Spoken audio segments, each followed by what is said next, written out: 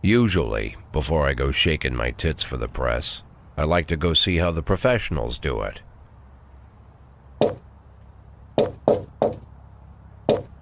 Some might say the chief of police has no business in an institution like this, but in fact it's the quietest and safest place in town. You won't run into any reporters, nobody gets into any fights, nobody drinks too much, nobody even raises their voice. The place is owned by an elderly gentleman who knows how to keep things under control. That's why I never invite my friends here. I wanted to make an exception for my 60th birthday, but most of my colleagues are young enough to be my sons, and they'd rather just hire prostitutes. Why stare at some boobs when you can take the whole package for yourself? But there's none of that in our club. Even looking too long is considered indecent. You can get an occasional glimpse, like by accident. The rest of the time you just pretend that you're immersed in conversation, or just come by for a drink. Doesn't mean these gentlemen wouldn't want their bald heads smothered in tits. It's just that nobody says it out loud. My younger colleagues might call it hypocrisy, but I call it the good old-fashioned manners. Good manners and leave the rest unsaid. She agrees to unbutton her blouse, and we agree not to pay too much attention. The girls are on a quiet prowl, too. They're looking for a way out of their cramped rooms. Maybe make friends with some wealthy patron with a pacemaker and dentures. Everybody wants something. But we have to control ourselves, or we'll all turn into libertines and prostitutes. Hell, if there weren't any rules, I'd be belching and farting, jumping up on the table, arms held high, yelling, "Shake it, baby!"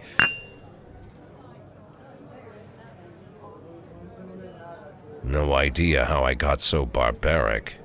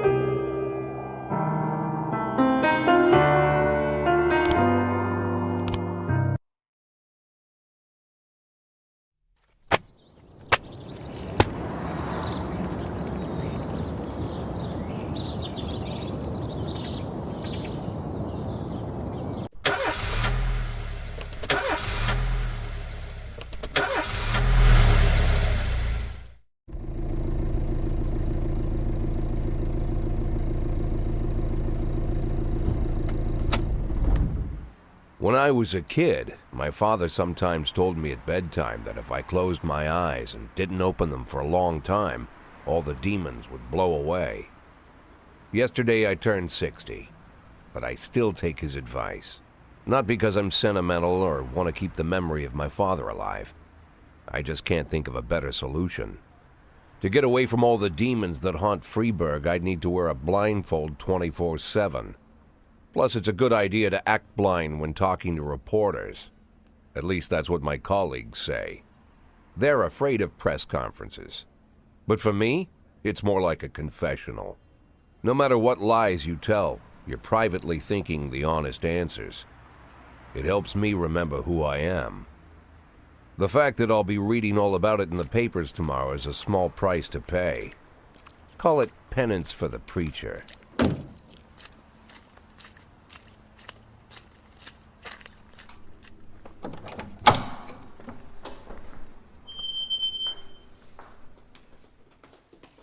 This is the first time I'm afraid of those answers my mind has given me. Not because I'm mad I'm losing my job.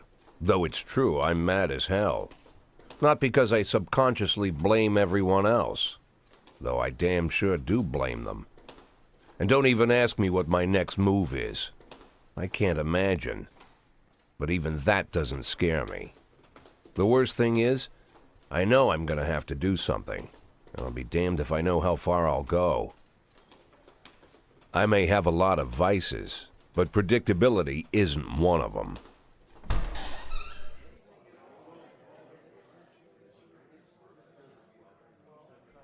I learned a long time ago how to drive away the swarming demons. But what do you do when they're trying to rip your soul from your skin? Shutting my eyes tight as I can. The best solution remains the same: play blind. I just hope the reporters think I was blinded by the camera flash.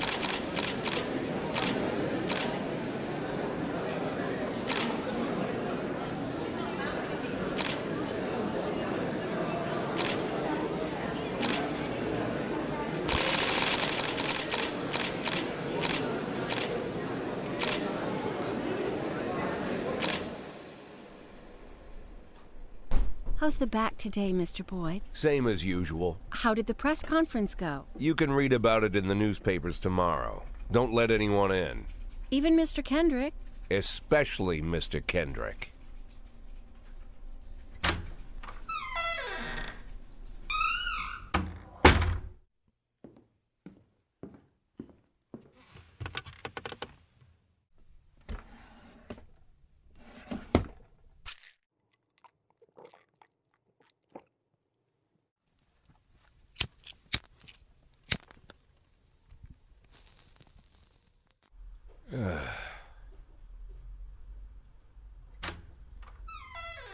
As soon as I heard the door creak, I knew what face I'd see.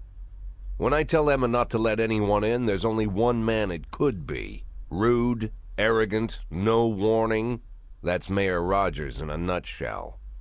White summer shoes, white socks, white shorts, white polo shirt, and the white smile of a hungry shark. Mayor Rogers enters every room like he owns the place. Even the floorboards under his feet sound like they're creaking an apology. He never shied away from the odd corruption scheme. It's like the devil walks behind him. In the movies, the villains controlling the city play golf with the judges. Rogers plays tennis with them instead. That's about the only difference. Jack, I was hoping to catch you after the press conference. You ran away so quick. There's no smoking at City Hall. No reason for me to hang around. Well, this morning I signed a ban on smoking in all public buildings. Soon you won't be able to smoke here either. Soon enough I won't be here at all. That's what I wanted to talk to you about. The people of this city like you, Jack. The police chief of all people. Don't betray that, Jack. Don't get wrapped up in any schemes. Sit nice and quiet for the next 180 days, and you'll be remembered as a hero.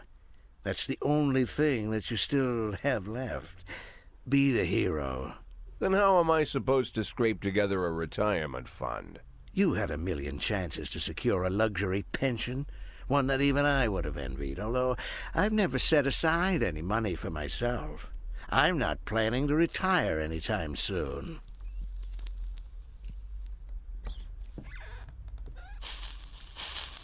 180 days of quiet, Jack. That's all I need. I don't have any problems with you, and you won't have any problems with me. I have a new assistant, Troy Starr. If you have something to tell me, call him. But try not to bother him. He's a busy man. I'll do my best. And quit smoking up the office. One of my friends will be using it soon.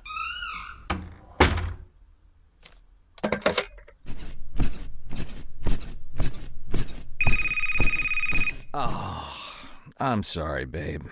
Only the mayor has this number. Mr. Mayor? Yeah, is this Troy Starr? Yes? Go fuck yourself, Troy Starr.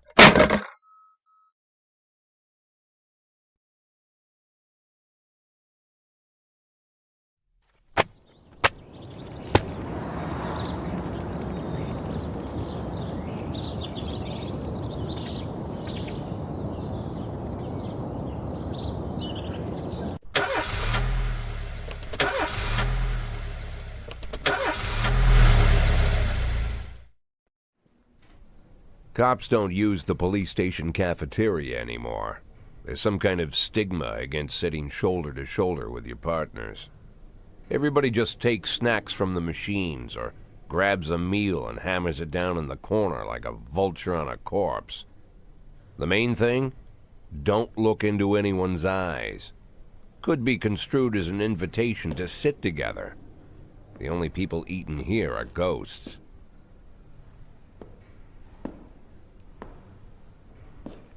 My deputy, Francis Kendrick. He recently became one of those ghosts. The subject of one of the most devastating corruption scandals in the history of Freeburg. No evidence to support the accusations, but everyone knows Kendrick's days are numbered. I need that file I asked for. Needs to be ready tonight. Francis didn't say anything, but I understood. Ghosts aren't supposed to talk. Besides, I got a feeling he was already finished.